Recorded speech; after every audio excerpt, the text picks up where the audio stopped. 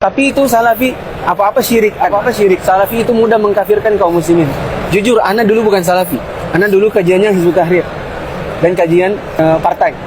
Intinya adalah lama-lama saya tertarik.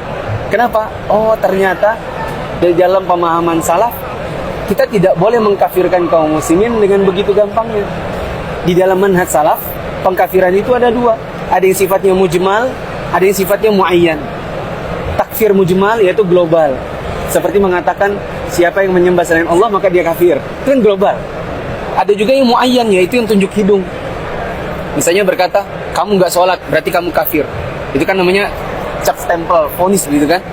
Di dalam pemahaman salaf justru mengvonis seperti itu kepada individu tidak diperbolehkan.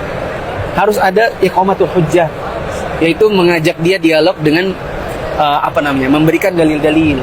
Ada namanya tabayyun, nanya dulu, klarifikasi. Ada tasabbut, check and recheck. Nanti pun kalau ternyata orang ini terbukti secara syar'i bahwa dia jatuh ke dalam kekafiran, itu pun tidak langsung ngomong kamu kafir. Ya, singkat kata di dalam manhaj salaf justru orang itu tidak diperbolehkan untuk mengkafirkan kaum muslimin dengan mudah. Begitu. Meskipun secara syar'i kita sudah bisa tahu, oh ini dukun misalnya. Dukun itu jatuh ke dalam kekafiran kan begitu.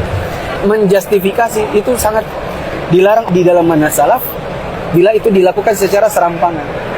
Jadi kalau dikatakan Salafi mudah mengkafirkan kaum muslimin, oh nggak punya bukti dan salah, jauh panggang dari api. Justru di dalam pemahaman salaf mengkafirkan dengan mudah itu dilarang. Kalau ada yang bilang, tapi itu Salafi apa-apa syirik. Stempel syirik yang disebutkan oleh Salafi itu adalah pada perbuatan, bukan pada orang.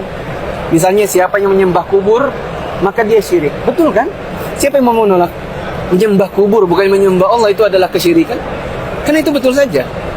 Adapun pelakunya orang per orang, misalnya kita punya tetangga, dia suka pergi ke kubur, kita nggak tahu dia ngapain, atau kita pernah tanya, kamu kalau ke kubur ngapain? Oh saya tawasul di situ.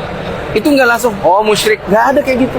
Ya, yang ada cuma sekedar penjelasan. Kita kalau ke kubur yang disunahkan adalah memohonkan ampun buat yang dikubur, memohon sesuatu kepada Allah. Kalau kita datang ke situ kemudian kita berkata, wahai kubur, berikan saya rezeki, berikan saya jodoh, maka ini yang disebut dengan syirik.